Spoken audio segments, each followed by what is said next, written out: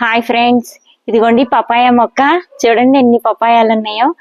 మేము క్లాత్ కట్టాం కానీ జారిపోయింది. మళ్ళీ కడతాం ఇప్పుడు. అది క్లాత్ ఉంటే కొంచెం కనపడకుండా ఉంటుందని క్లాత్ కట్టాము. అయితే దీనికి ఏమి ఇవ్వట్లేదండి, ఎర్రమట్టి పోపిచ్చాము.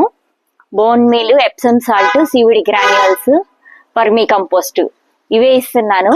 15 daysకి ఒకసారి ఒక తట్టు ఇస్తున్నానండి. అందుకని బాగా కాయలు వచ్చినాయి. అది పండటం మాత్రం లేటుగా పండుతుంది, వెంటనే పండట్లేదు. ఒక దాని తర్వాత ఒకటి అలా పండుతున్నాయి అన్నమాట. ఈ లాస్ట్ది ఉంది కదండి, ఇది పండుతుంది. ఇది తీస్తే మళ్ళీ ఇంకోటి పండుతుంది. అట్లా పండుతున్నాయి కానీ అన్నీ ఒకేసారి పండట్లేదు.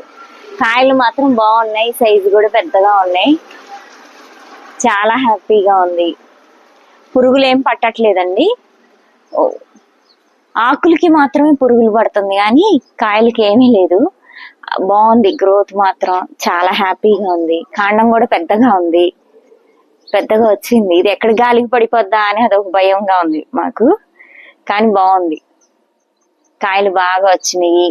ఈ ఆకులు డెంగ్యూ ఫీవర్ వస్తే కనుక ఈ ఆకులు రసం తాగితే ప్లేట్లెట్స్ బాగా పెరుగుతాయండి. ఇది చాలా యూజ్ అన్నమాట.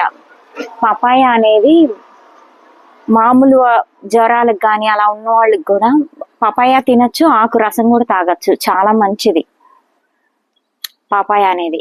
కొంచెం ప్లేస్ ఉన్నా ఇది మాత్రం పెంచుకోండి ఎవరైనా.